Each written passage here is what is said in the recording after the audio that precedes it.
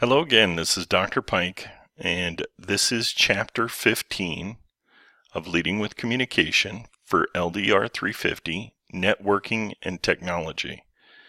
Let's take a moment, because this is the culmination of 8 weeks of lecture, and so I'm going to give you a second or two for a collective sigh, because you're almost done with this. With that, let's go ahead and get started.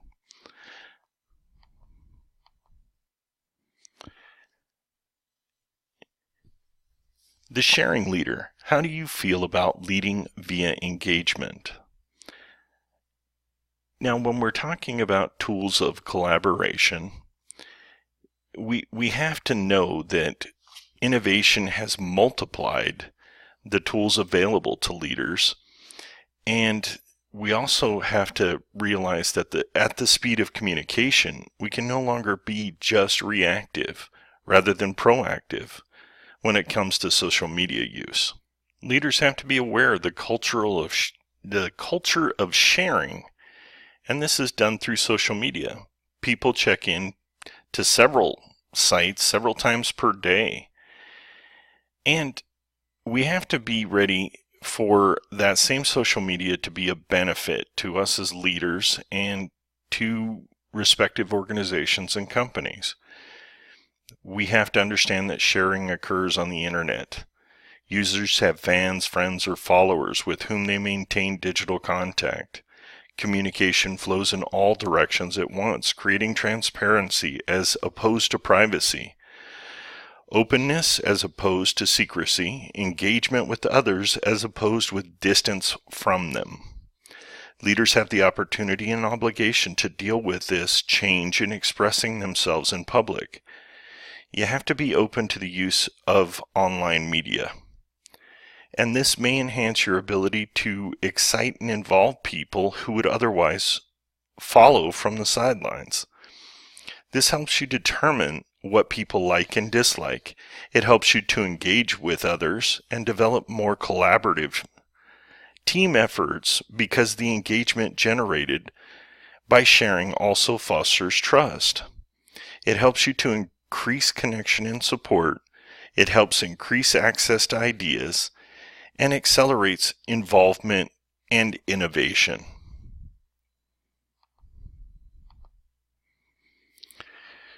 Do you care what you share? Oh boy, do I ever. And I can tell you that it can be a double-edged sword. And one of the things that you have to keep in mind is what you share and when you share it. You want to use it to your advantage or to the organization's advantage. You can use it to reinforce a decision, to introduce a goal, involve your team in implementing strategy. You can use a blog or other platform to update thinking and progress. You can open yourself to more immediate feedback by conversing online. It'll be easier to identify your supporters sometimes. And that's the double-edged sword that we spoke about. People can help one another with problems by not ignoring them, but coming together to resolve them. And that's true. You can apply creative solutions generated by crowdsourcing to help solve specific problems. You can generate buy-in for your decisions by opening up information sharing. Sharing facilitates personal and organizational growth. This can generate feedback and insights that make decision-making easier. You promote your growth, your organization's growth, through the sharing that happens on social media. You can also be alerted to problems. You can answer a question more quickly than you otherwise could, and this would diminish lines of communication and foster resentment when things are clandestinely held. When you see that people comment on certain items, you can pick up concerns and areas of weakness.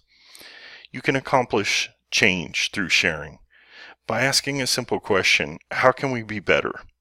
And you'll note that we did that through the student surveys, and we continue to do that through this online medium. Shameless plug, sorry. So, moving on. Limiting risks of sharing and communicating authenticity. It's very important that you establish ground rules for your sharing.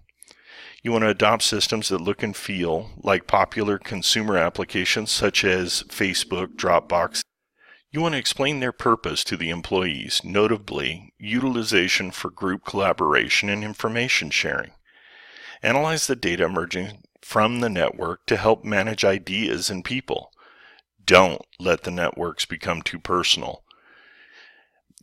You don't want to confuse internal and external social networks. And maybe you don't want all things that you're working on to be disclosed. Be entirely hands-off. The community will eventually police itself, but needs guidance and monitoring early on.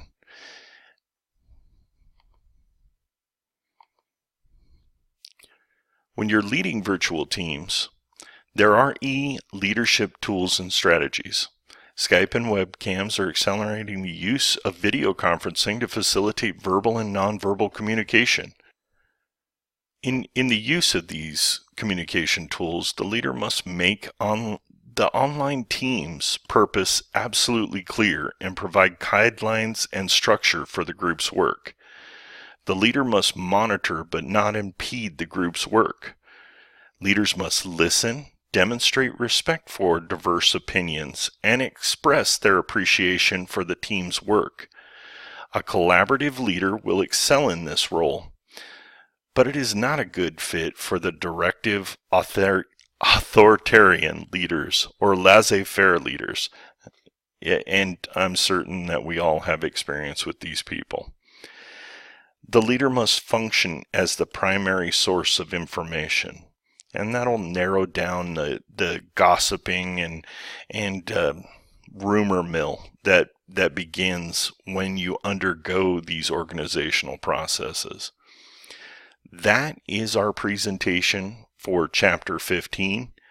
I want to say thank you very much. This has been a wonderful class. I've enjoyed the interaction that I've had, and I want to wish you well and blessings in the completion of your critical assignment and the course.